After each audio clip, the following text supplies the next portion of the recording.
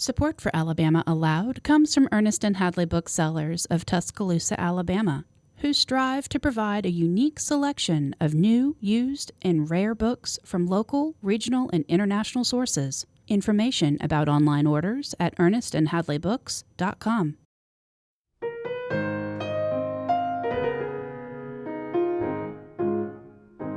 From Troy Public Radio, this is Alabama Aloud. I'm Don Noble. Alabama Aloud is the only podcast where you can hear Alabama stories read in their entirety. Today, in the spirit of the season, I'll be reading a special holiday story, Truman Capote's The Thanksgiving Visitor. The Thanksgiving Visitor was first published in the November 1967 issue of McCall's magazine and is read here by permission of the Truman Capote Literary Trust. Talk about mean. Odd Henderson was the meanest human creature in my experience. And I'm speaking of a 12-year-old boy, not some grown-up who had had the time to ripen a naturally evil disposition. At least, Odd was 12 in 1932, when we were both second graders attending a small-town school in rural Alabama. Tall for his age, a bony boy with muddy red hair and narrow yellow eyes, he towered over all his classmates. Would have in any event, for the rest of us were only 7 or 8 years old. Odd had failed first grade twice and was now serving his second term in the second grade. This sorry record wasn't due to dumbness. Odd was intelligent, maybe cunning is a better word, but he took after the rest of the Hendersons. The whole family, there were 10 of them, not counting Dad Henderson, who was a bootlegger and usually in jail, all scrunched together in a 4-room house next door to a Negro church. It was a shiftless, surly bunch, every one of them ready to do you a bad turn. Odd wasn't the worst of the lot, and brother, that is saying something. Many children in our school came from families poorer than the Hendersons. Odd had a pair of shoes, while some boys, girls too, were forced to go barefoot right through the bitterest weather. That's how hard the Depression had hit Alabama. But nobody, I don't care who, looked as down and out as Odd, a skinny, freckled scarecrow in sweaty, cast-off overalls that would have been a humiliation to a chain gang convict. You might have felt pity for him if he hadn't been so hateful. All the kids feared him, not just us younger kids, but even boys his own age and older. Nobody ever picked a fight with him, except one time a girl named Ann Jumbo Finchberg, who happened to be the other town bully.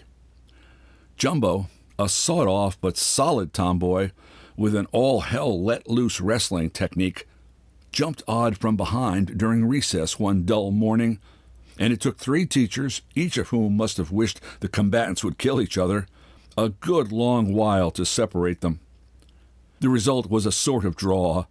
Jumbo lost a tooth and half her hair and developed a grayish cloud in her left eye. She never could see clear again.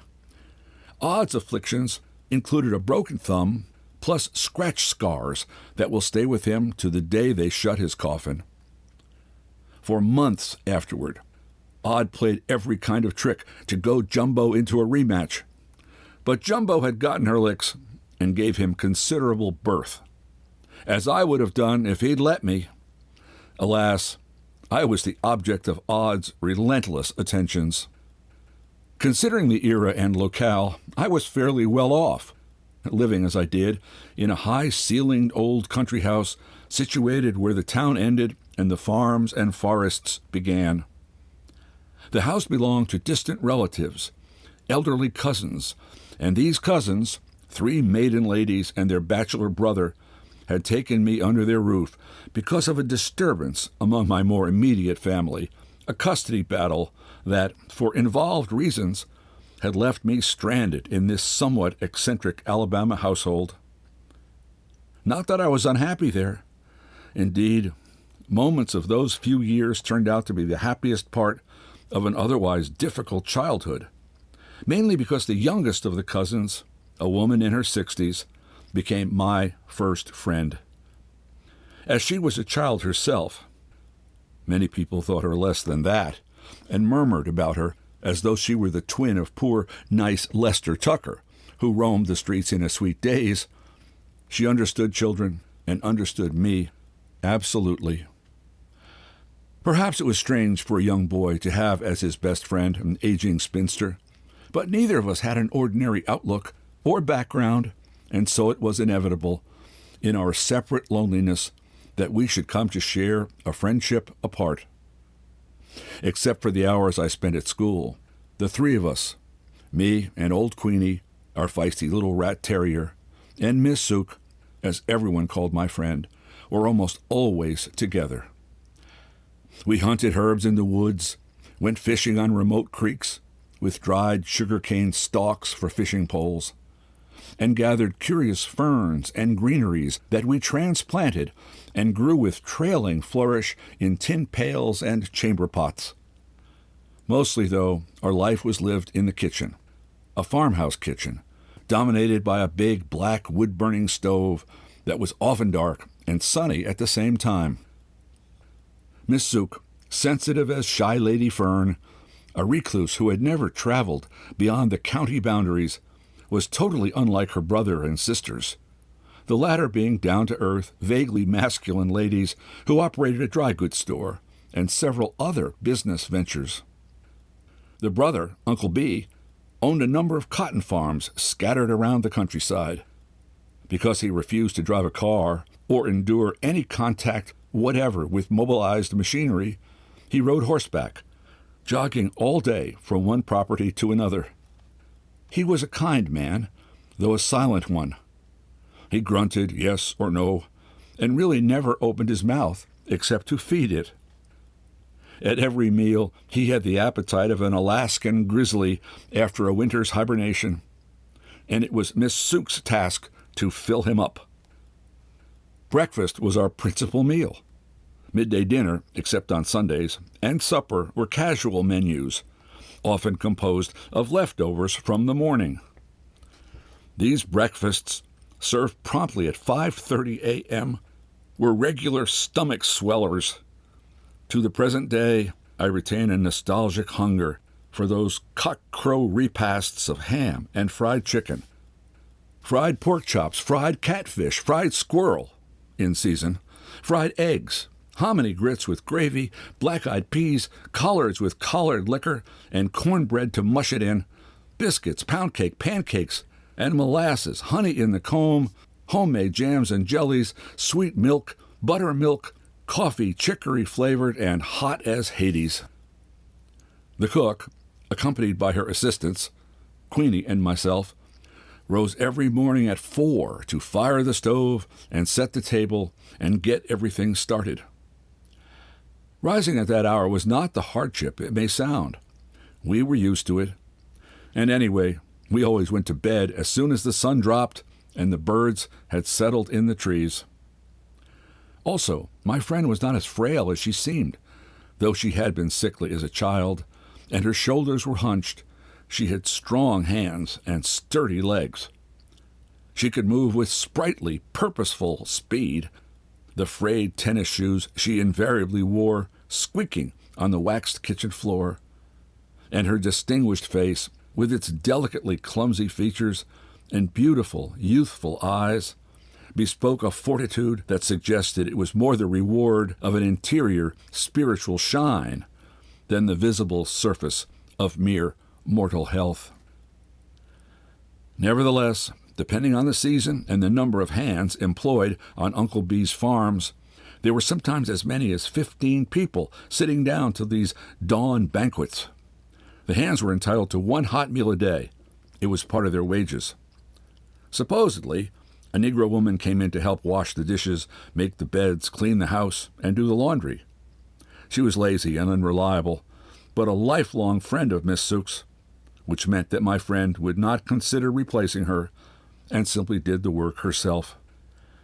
She chopped firewood, tended a large menagerie of chickens, turkeys, and hogs, scrubbed, dusted, mended all our clothes.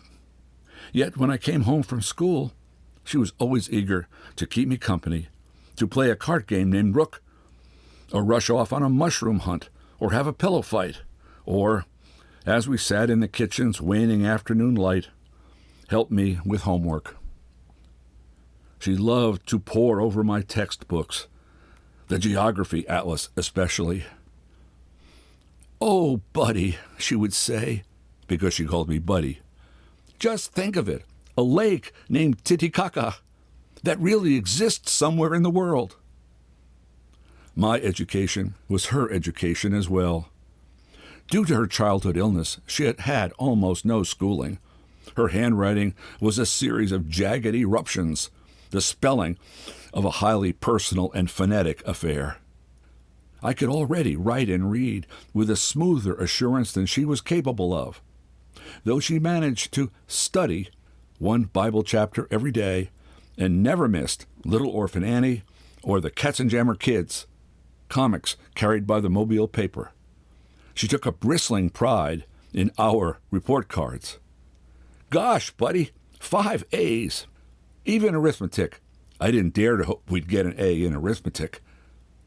It was a mystery to her why I hated school, why some mornings I wept and pleaded with Uncle B, the deciding voice in the house, to let me stay home. Of course, it wasn't that I hated school. What I hated was Odd Henderson, the torments he contrived.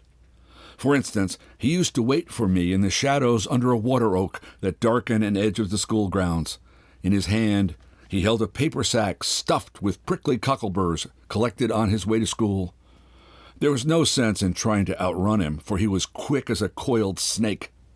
Like a rattler, he struck, slammed me to the ground, and his slitty eyes, gleeful, rubbed the burrs into my scalp. Usually a circle of kids ganged around to titter or pretend to. They didn't really think it funny, but Odd made them nervous and ready to please. Later, hiding in a toilet in the boys' room, I would untangle the burrs, knotting my hair. This took forever and always meant missing the first bell. Our second-grade teacher, Miss Armstrong, was sympathetic, for she suspected what was happening, but eventually, exasperated by my continual tardiness, she raged at me in front of the whole class. "Little Mr. Big Britches, what a big head he has, waltzing in here 20 minutes after the bell. A half hour." Whereupon I lost control. I pointed at Odd Henderson and shouted, "Yell at him! He's the one to blame, the son of a gun!" I knew a lot of curse words, yet even I was shocked when I heard what I'd said resounding in an awful silence, and Miss Armstrong, advancing toward me, clutching a heavy ruler, said, "Hold out your hand, sir. Palms up, sir." Then, while Odd Henderson watched with a small, citric smile, she blistered the palms of my hands with her brass-edged ruler until the room blurred. It would take a page in small print to list the imaginative punishments Odd inflicted. But what I resented and suffered from most was the sense of dour expectations he induced. Once, when he had me pinned against a wall, I asked him straight out what had I done to make him dislike me so much. Suddenly he relaxed, let me loose, and said, "You're a sissy. I'm just straightening you out." He was right. I was a sissy of sorts, and the moment he said it, I realized there was nothing I could do to alter his judgment, other than toughen myself to accept and defend the fact.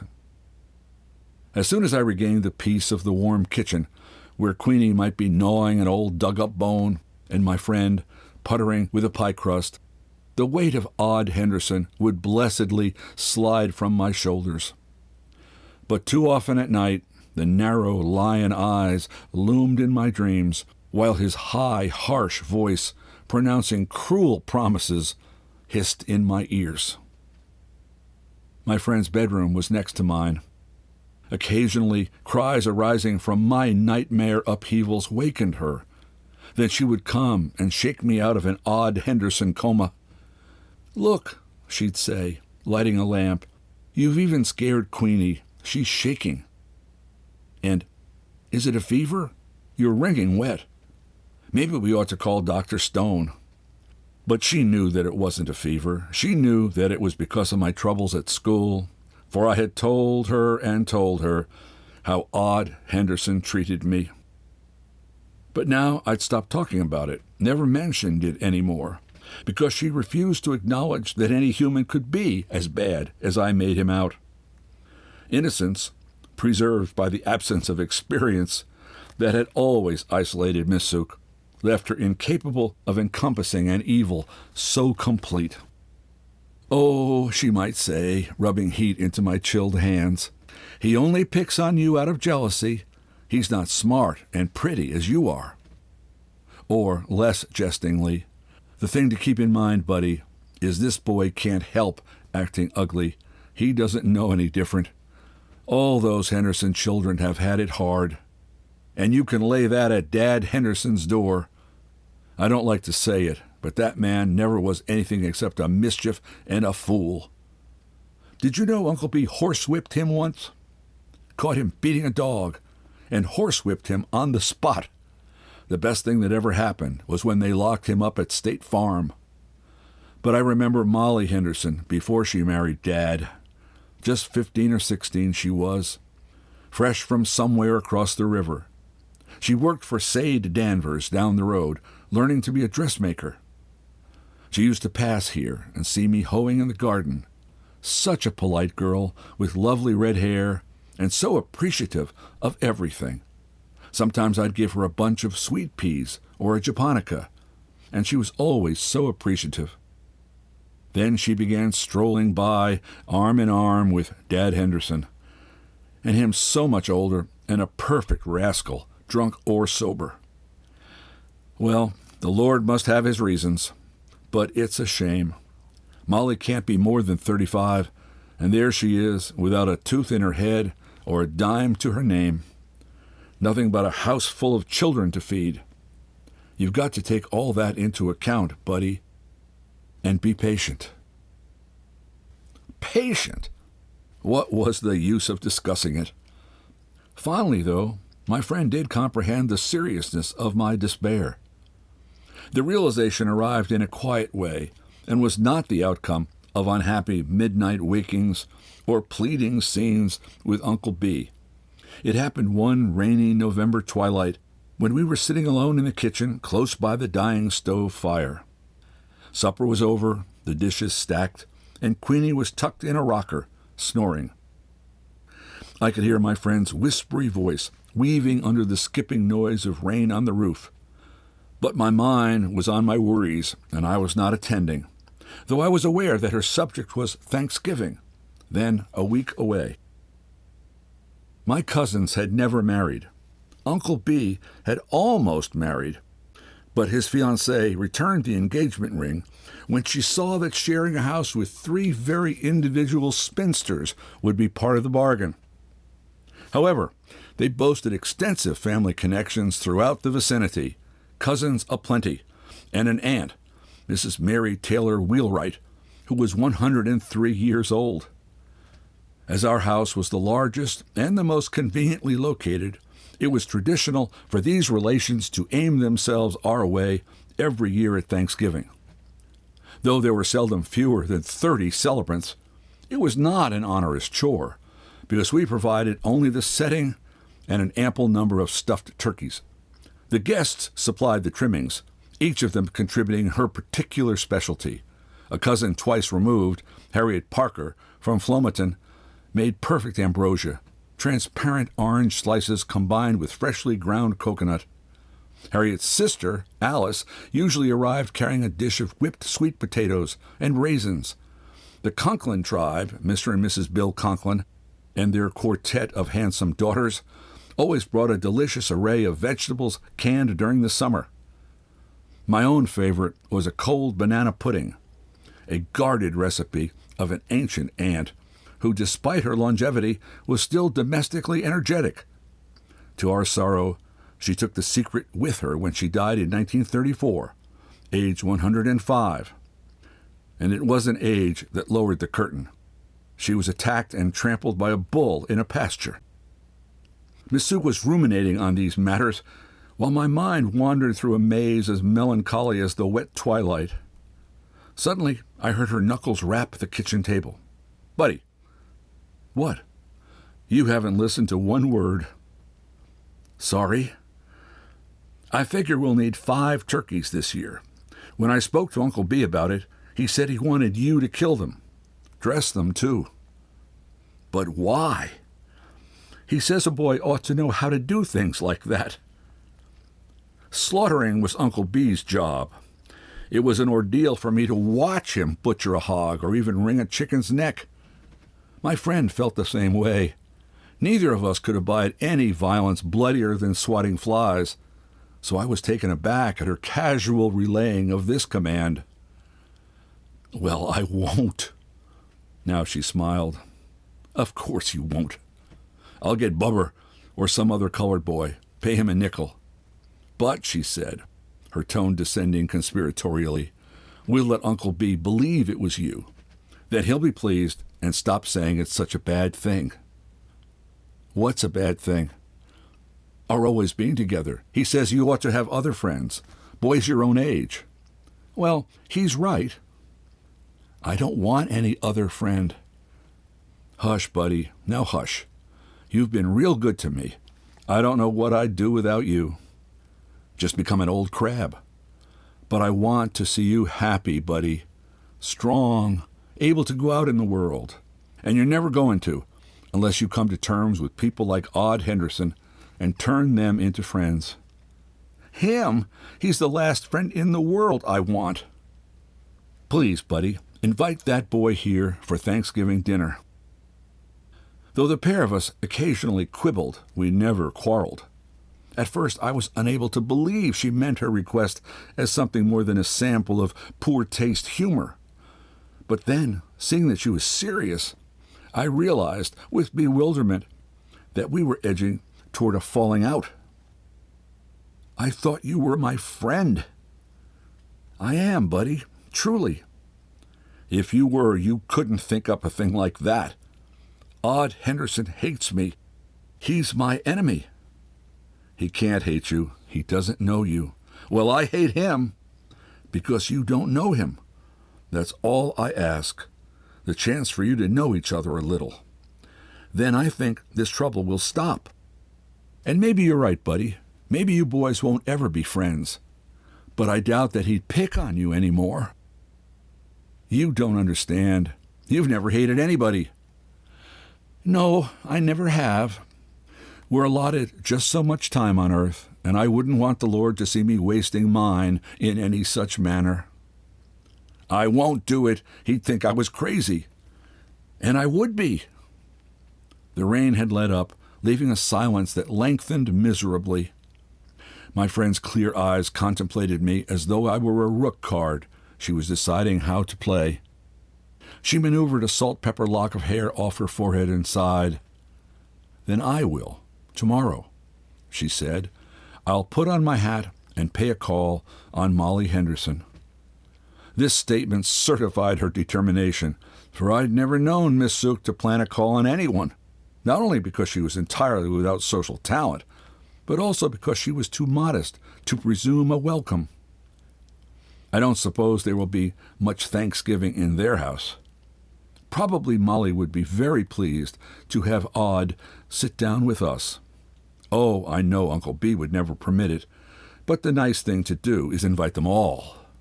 My laughter woke Queenie, and after a surprised instant, my friend laughed too. Her cheeks pinked and a light flared in her eyes. Rising, she hugged me and said, "Oh, buddy, I knew you'd forgive me and recognized there was some sense to my notion." She was mistaken.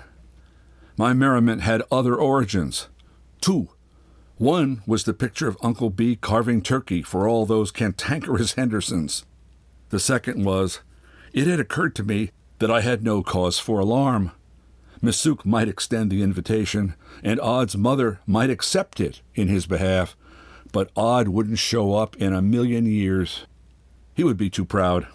For instance, throughout the Depression years, our school distributed free milk and sandwiches to all children whose families were too poor to provide them with a lunchbox.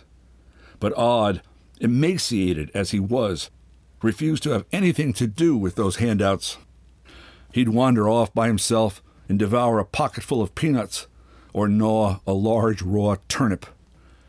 This kind of pride was characteristic of the Henderson breed. They might steal, gouge the gold out of a dead man's teeth, but they would never accept a gift offered openly, for anything smacking of charity was offensive to them. Odd was sure to figure Miss Sook's invitation as a charitable gesture, or see it, and not incorrectly, as a blackmailing stunt meant to make him ease up on me. I went to bed that night with a light heart, for I was certain my Thanksgiving would not be marred by the presence of such an unsuitable visitor. The next morning I had a bad cold, which was pleasant. It meant no school. It also meant I could have a fire in my room and cream of tomato soup and hours alone with Mr. Micawber and David Copperfield, the happiest of stay-abeds. It was drizzling again, but true to her promise, my friend fetched her hat, a straw cartwheel decorated with weather-faded velvet roses, and set out for the Henderson home. "I won't be but a minute," she said. In fact, she was gone the better part of 2 hours. I couldn't imagine Miss Sook sustaining so long a conversation except with me or herself. She talked to herself often, a habit of sane persons of a solitary nature, and when she returned, she did seem drained. Still wearing her hat and an old loose raincoat, she slipped a thermometer in my mouth, then sat at the foot of the bed. "I like her," she said firmly. "I have always liked Molly Henderson. She does all she can, and the house was clean as Bob Spencer's fingernails." Bob Spencer being a Baptist minister famed for his hygienic gleam, but bitter cold, with a tin roof and the wind right in the room and not a scrap of fire in the fireplace. She offered me refreshment, and I surely would have welcomed a cup of coffee, but I said no, because I don't expect there was any coffee on the premises, or sugar. It made me feel ashamed, buddy. It hurts me all the way down to see somebody struggling like Molly, never able to see a clear day. I don't say people should have everything they want, though, come to think of it, I don't see what's wrong with that either. You ought to have a bike to ride, and why shouldn't Queenie have a beef bone every day? Yes, now it's come to me. Now I understand. We really, all of us, ought to have everything we want. I'll bet you a dime that's what the Lord intends. And when all around us we see people who can't satisfy the plainest needs, I feel ashamed. Oh, not of myself, because who am I, an old nobody who never owned a mite? If I hadn't had a family to pay my way, I'd have starved or been sent to the county home. The shame I feel is for all of us who have anything extra when other people have nothing. I mentioned to Molly how we had more quilts here than we could ever use. There's a trunk of scrap quilts in the attic, the ones I made when I was a girl and couldn't go outdoors much. But she cut me off, said the Hendersons were doing just fine, thank you, and the only thing they wanted was Dad to be set free and sent home to his people. "Miss Sook," she told me, "Dad is a good husband, no matter what else he might be." Meanwhile, she has her children to care for. And, buddy, you must be wrong about her boy Odd, at least partially. Molly says he's a great help to her and a great comfort. Never complains, regardless of how many chores she gives him. Says he can sing good as you hear on the radio. And when the younger children start raising a ruckus, he can quiet them down by singing to them. "Bless us," she lamented, retrieving the thermometer. "All we can do for people like Molly is respect them and remember them in our prayers." The thermometer had kept me silent. Now I demanded, "But what about the invitation?" "Sometimes," she said, scowling at the scarlet thread in the glass, "I think these eyes are giving out. At my age, a body starts to look around very closely. So you'll remember how cobwebs really looked. But to answer your question, Molly was happy to hear you thought enough of Odd to ask him over for Thanksgiving. And," she continued, ignoring my groan, "she said she was sure he'd be tickled to come. Your temperature is just over the 100 mark. I guess you can count on staying home tomorrow. That ought to bring smiles. Let's see you smile, buddy. As it happened, I was smiling a good deal during the next few days prior to the big feast, for my cold had advanced to croup, and I was out of school the entire period. I had no contact with Odd Henderson, and therefore could not personally ascertain his reaction to the invitation. But I imagined it must have made him laugh first and spit next. The prospect of his actually appearing didn't worry me. It was as far-fetched a possibility as Queenie snarling at me, or Miss Sooke betraying my trust in her. Yet Odd remained a presence, a red-headed silhouette on the threshold of my cheerfulness. Still, I was tantalized by the description his mother had provided. I wondered if it was true he had another side, that somewhere underneath the evil a speck of humanness existed. But that was impossible. Anybody who believed so would leave their house unlocked when the gypsies came to town. All you had to do was look at him. Miss Sooke was aware that my croup was not as severe as I pretended, and so in the mornings, when the others had absented themselves, Uncle B to his farms and the sisters to their dry goods store, she tolerated my getting out of bed and even let me assist in the spring-like house-cleaning that always preceded the Thanksgiving assembly. There was such a lot to do, enough for a dozen hands. We polished the parlor furniture, the piano, the black curio cabinet, which contained only a fragment of Stone Mountain the sisters had brought back from a business trip to Atlanta, the formal walnut rockers and florid Biedermeier pieces, rubbed them with lemon-scented wax until the place was shiny as lemon skin and smelled like a citrus grove. Curtains were laundered and rehung, pillows punched, rugs beaten. Wherever one glanced, dust motes and tiny feathers drifted in the sparkling November light, sifting through the tall rooms. Poor Queenie was relegated to the kitchen for fear she might leave a stray hair, perhaps a flea, in the more dignified areas of the house. The most delicate task was preparing the napkins and tablecloths that would decorate the dining room. The linen had belonged to my friend's mother, who had received it as a wedding gift. Though it had been used only once or twice a year, say 200 times in the past 80 years, nevertheless it was 80 years old, and mended patches and freckled discolorations were apparent. Probably it had not been a fine material to begin with, but Miss Sooke treated it as though it had been woven by golden hands on heavenly looms. My mother said, "The day may come when all we can offer is well water and cold cornbread, but at least we'll be able to serve it on a table set with proper linen." At night, after the day's dashing about, and when the rest of the house was dark, one feeble lamp burned late while my friend, propped in bed with napkins massed on her lap, repaired blemishes and tears with thread and needle, her forehead crumpled, her eyes cruelly squeezed, yet illuminated by the fatigued rapture of a pilgrim approaching an altar at journey's end. From hour to hour, as the shivery tolls of the faraway courthouse clock numbered 10 and 11 and 12, I would wake up and see her lamp still lit, and would drowsily lurch into her room to reprimand her. "You ought to be asleep."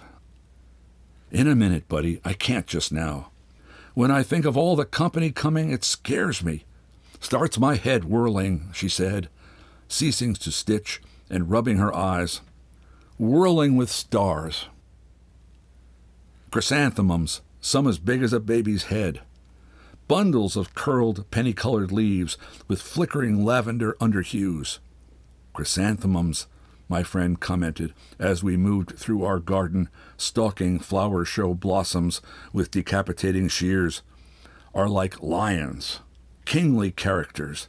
I always expect them to spring, to turn on me with a growl and a roar." It was the kind of remark that caused people to wonder about Miss Sooke, though I understand that only in retrospect, for I always knew just what she meant, and in this instance the whole idea of it, The notion of lugging all those growling, gorgeous, roaring lions into the house and caging them in tacky vases, our final decorative act on Thanksgiving Eve, made us so giggly and giddy and stupid we were soon out of breath. "Look at Queenie," my friend said, stuttering with mirth. "Look at her ears, buddy, standing straight up. She's thinking, well, what kind of lunatics are these I'm mixed up with? Ah, Queenie, come here, honey. I'm going to give you a biscuit dipped in hot coffee." A lively day, that Thanksgiving. Lively with on-and-off showers and abrupt sky clearings accompanied by thrusts of raw sun and sudden bandit winds snatching autumn's leftover leaves. The noises of the house were lovely, too. Pots and pans, and Uncle B's unused and rusty voice as he stood in the hall in his creaking Sunday suit, greeting our guests as they arrived. A few came by horseback or a mule-drawn wagon. The majority in shined-up farm trucks and rackety flivvers. Mr. and Mrs. Conklin and their 4 beautiful daughters drove up in a mint-green 1932 Chevrolet. Mr. Conklin was well off. He owned several fishing smackers that operated out of Mobile, an object which aroused warm curiosity among the men present. They studied and poked it, and all but took it apart. The first guests to arrive were Mrs. Mary Taylor Wheelwright, escorted by her custodians, a grandson and his wife. She was a pretty little thing, Mrs. Wheelwright. She wore her age as lightly as the tiny red bonnet that, like the cherry on a vanilla sundae, sat perkily atop her milky hair. "Darlin' Bobby," she said, hugging Uncle B, "I realize we're an itty bit early, but you know me, always punctual to a fault." Which was an apology deserved, for it was not yet 9 o'clock, and guests weren't expected much before noon. However, everybody arrived earlier than we intended, except the Perk McLeod family, who suffered 2 blowouts in the space of 30 miles and arrived in such a stomping temper, particularly Mr. McLeod, that we feared for the china. Most of these people lived year-round in lonesome places hard to get away from. Isolated farms, whistle stops and crossroads, empty river hamlets or lumber camp communities deep in the pine forests.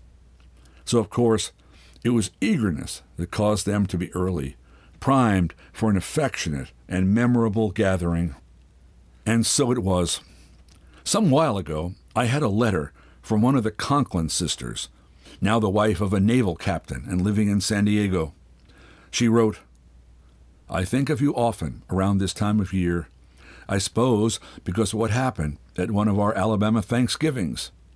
It was a few years before Miss Suk died. Would it be 1933? Golly, I'll never forget that day." By noon, not another soul could be accommodated in the parlor, a hive humming with women's tattle and womanly aromas.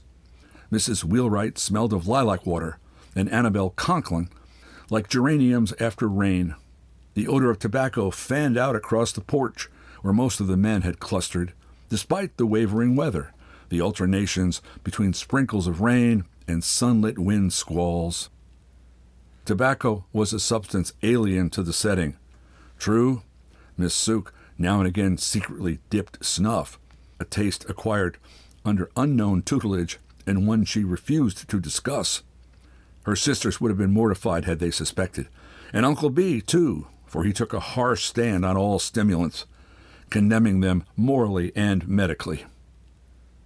The virile redolence of cigars, the pungent nip of pipe smoke, the tortoiseshell richness they evoked constantly lured me out of the parlor onto the porch, though it was the parlor I preferred, due to the presence of the Conklin sisters, who played by turn our untuned piano with a gifted, rollicking lack of airs.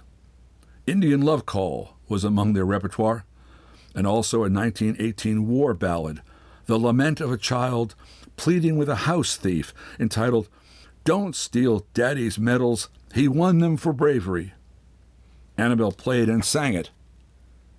She was the oldest of the sisters and the loveliest, though it was a chore to pick among them, for they were like quadruplets of unequal height. One thought of apples, compact and flavorful, sweet but cider tart. Their hair, loosely plaited, had the blue luster of a well-groomed ebony racehorse, and certain features, eyebrows, noses, lips, when smiling, tilted in an original style that added humor to their charms. The nicest thing was that they were a bit plump. Pleasingly plump describes it precisely. It was while listening to Annabel at the piano and falling in love with her that I felt Odd Henderson. I say felt because I was aware of him before I saw him. The sense of peril that warns, say, an experienced woodsman of an impending encounter with a rattler or bobcat alerted me. I turned, and there the fellow stood at the parlor entrance, half in, half out. To others, he must have seemed simply a grubby 12-year-old beanpole who had made some attempts to rise to the event by parting and slicking his difficult hair. The comb grooves were still damply intact. But to me, he was as unexpected and sinister as a genie released from a bottle. What a dumbhead I'd been to think he wouldn't show up. Only a dunce wouldn't have guessed that he would come out of spite, the joy of spoiling for me this awaited day. However, Odd had not yet seen me. Annabel, her firm, acrobatic fingers somersaulting over the warped piano keys, had diverted him, for he was watching her, lips separated, eyes slitted, as though he had come upon her disrobed and cooling herself in the local river. It was as if he were contemplating some wished-for vision. His already red ears had become pimento. The entrancing scene so dazed him, I was able to squeeze directly past him and run along the hall to the kitchen. "He's here!" My friend had completed her work hours earlier. Moreover, she had 2 colored women helping out. Nevertheless, she had been hiding in the kitchen since our party started, under a pretense of keeping the exiled Queenie company. In truth, she was afraid of mingling with any group, even when composed of relatives, which was why, despite her reliance on the Bible and its hero, she rarely went to church.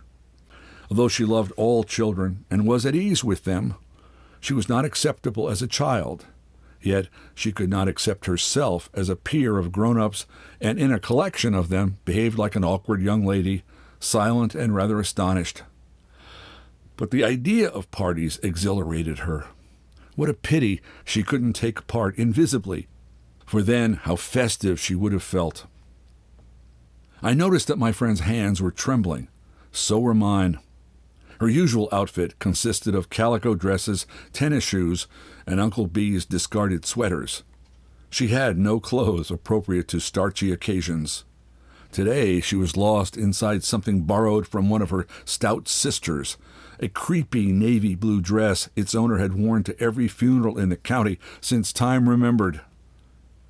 "He's here," I informed her for the 3rd time. "Odd Henderson." "Then why aren't you with him?" she said admonishingly. "That's not polite, buddy. He's your particular guest. You ought to be out there seeing he meets everybody and has a good time." I can't speak to him." Queenie was curled on her lap, having a head rub. My friend stood up, dumping Queenie and disclosing a stretch of navy blue material sprinkled with dog hair, said, "Buddy, you mean you haven't spoken to that boy?"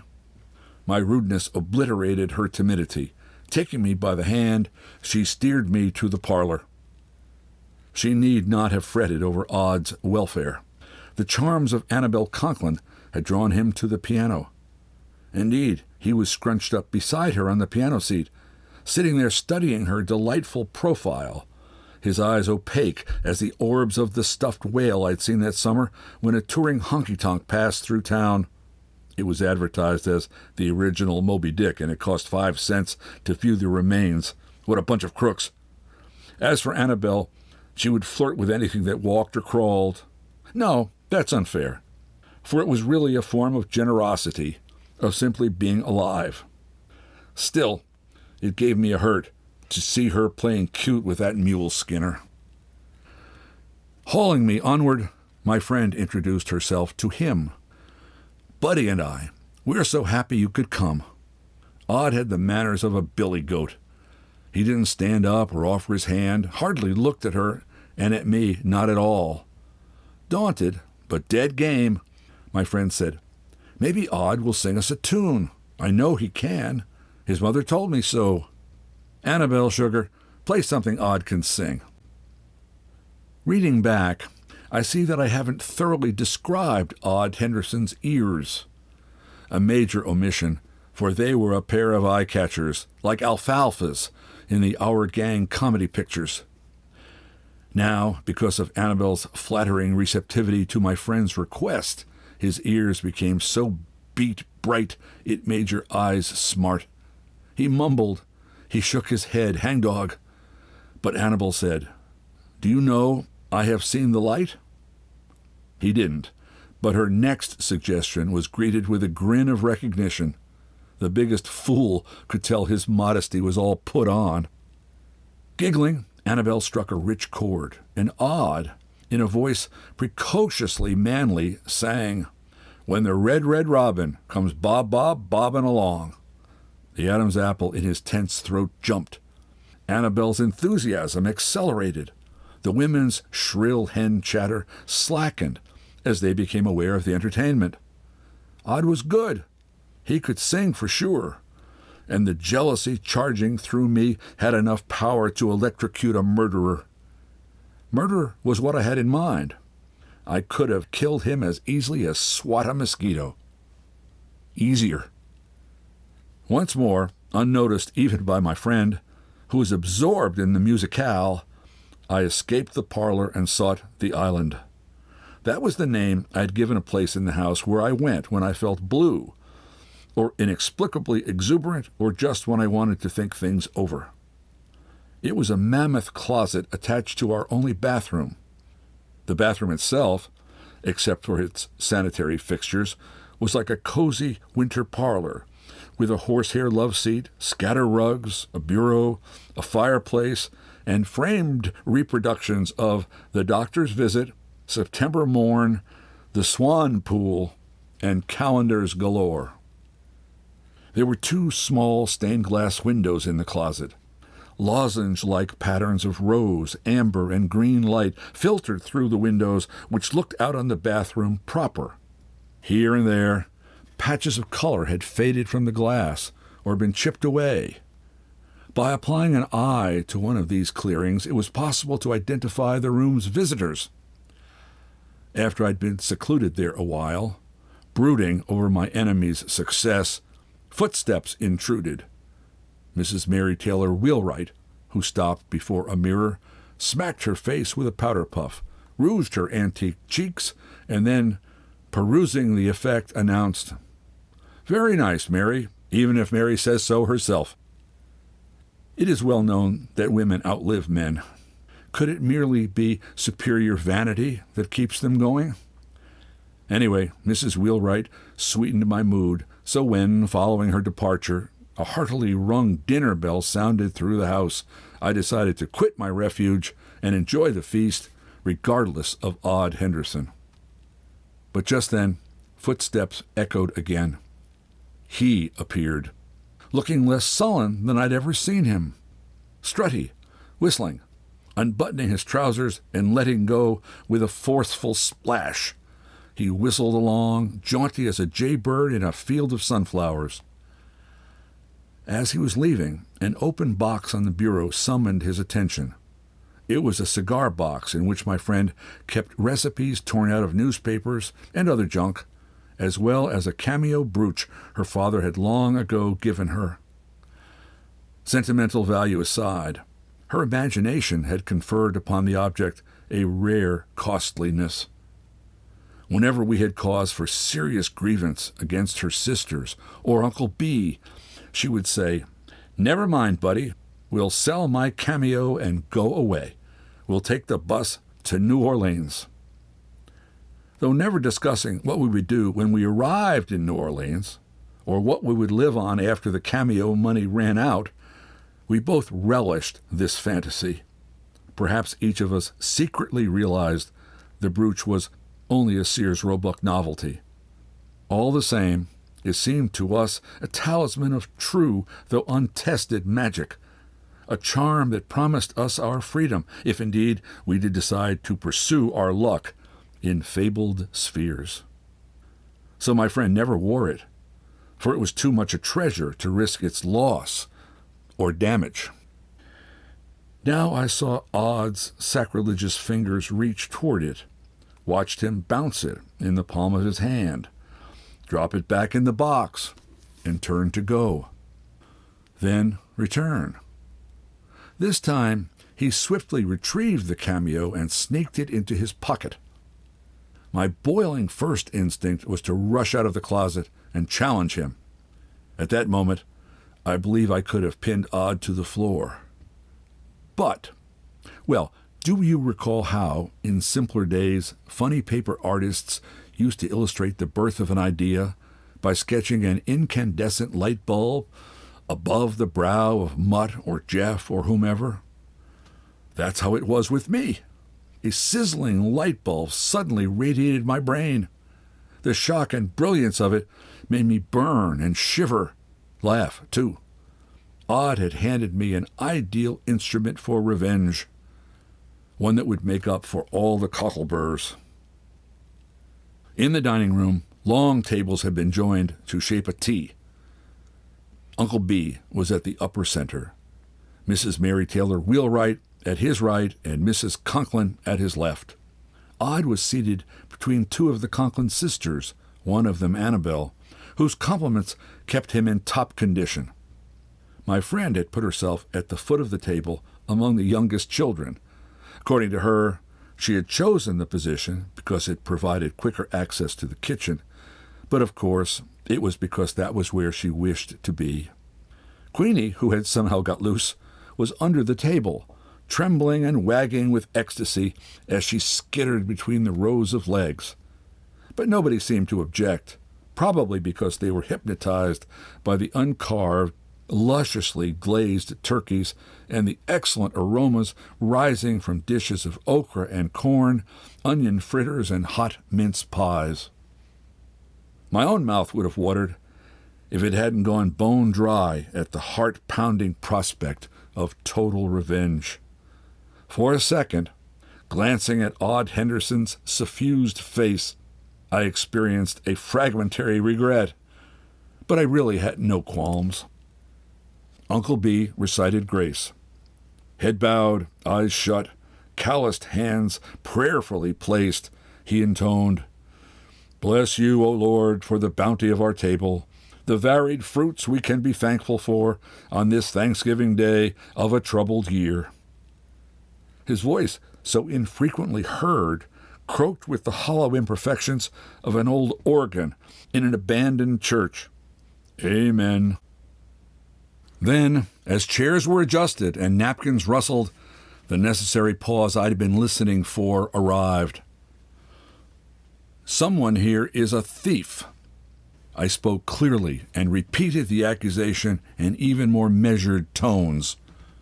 "Odd Henderson is a thief. He stole Miss Sooke's cameo."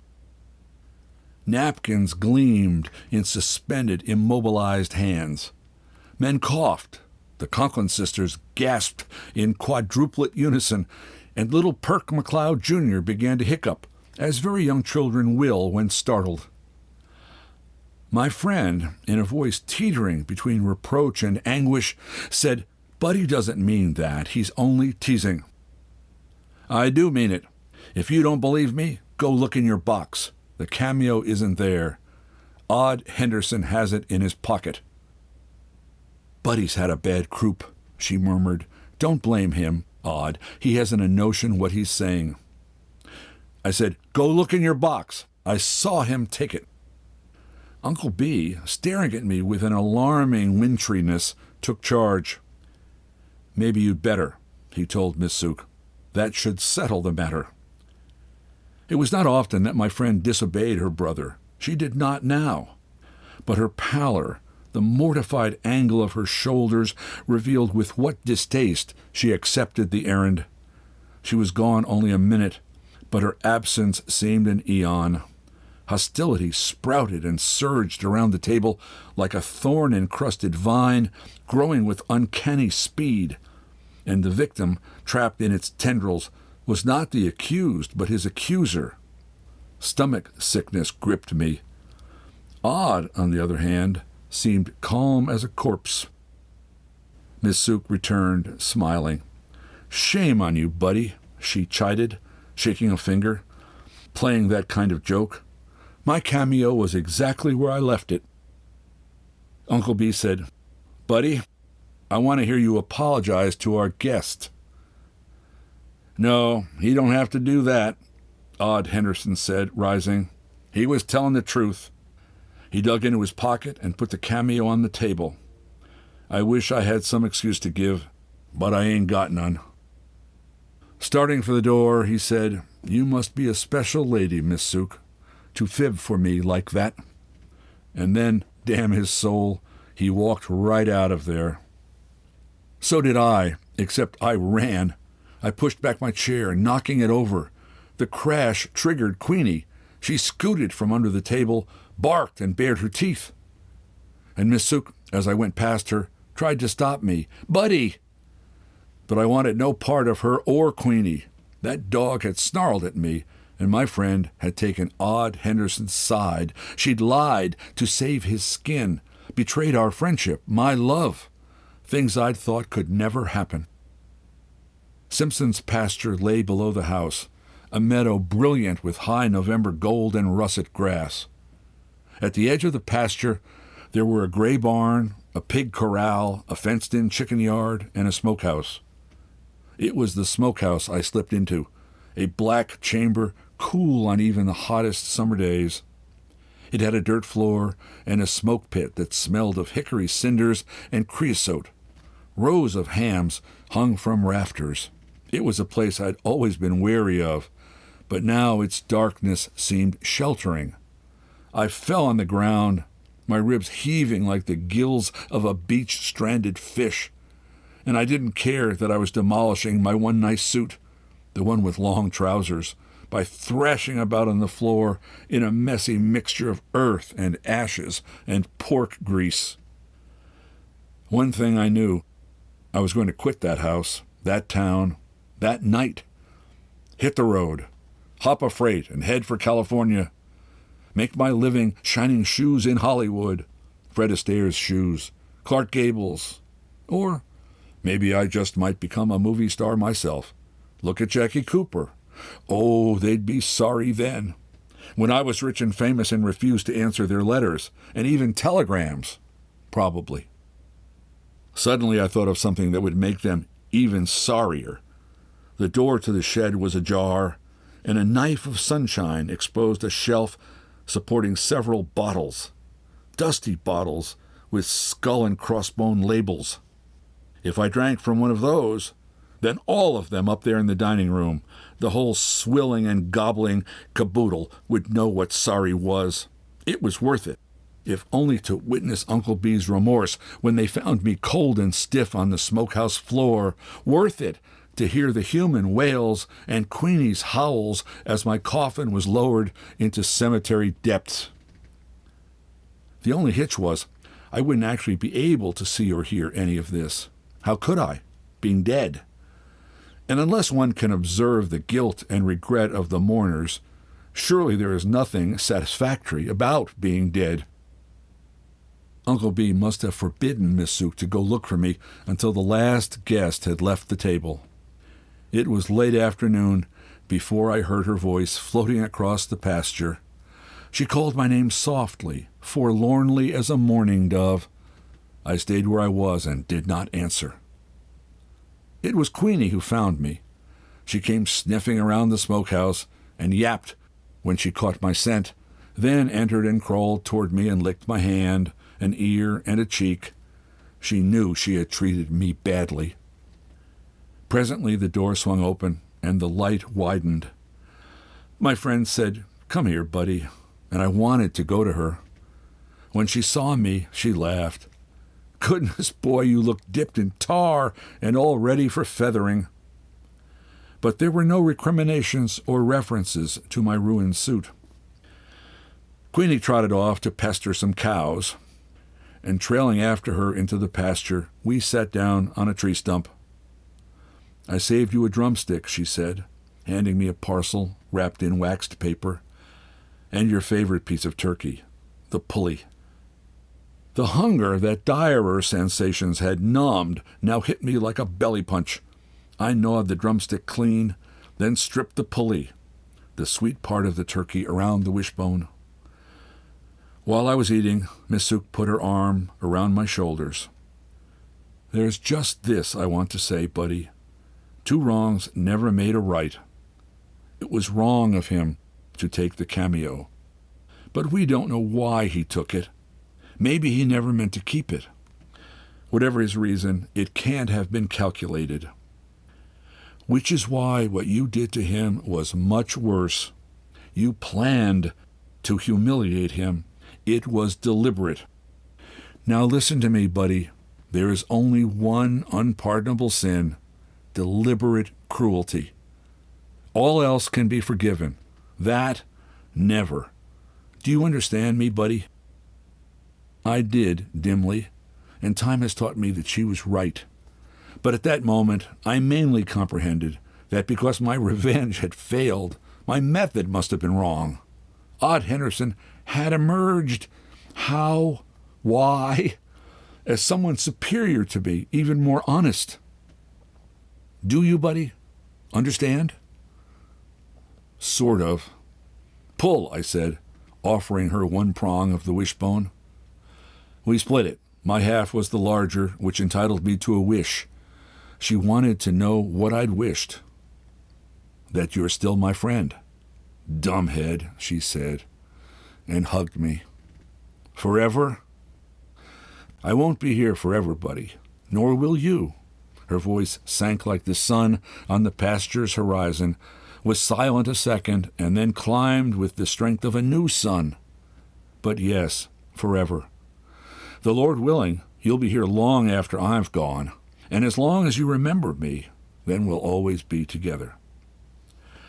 Afterward, Odd Henderson let me alone. He started tussling with a boy his own age, Squirrel McMillan.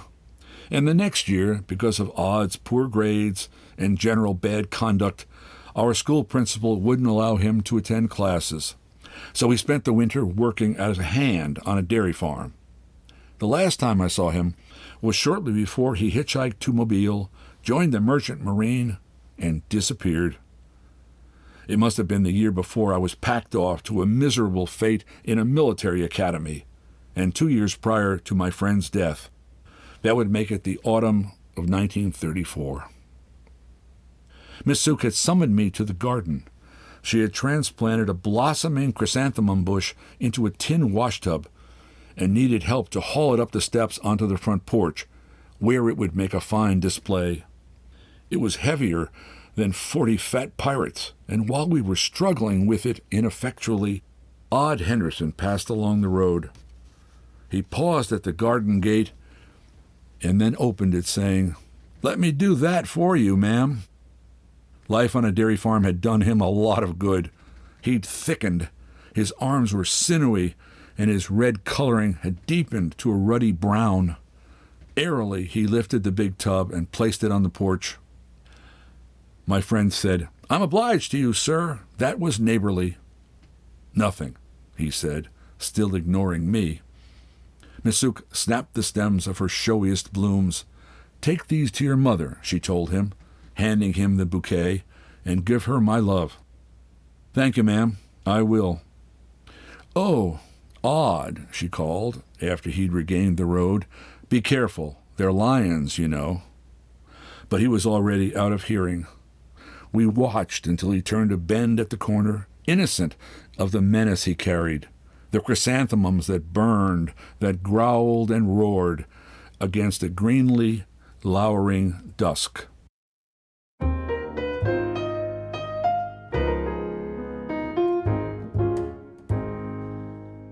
The Thanksgiving Visitor was first published in the November 1967 issue of McCall's Magazine and is read here by permission of the Truman Capote Literary Trust.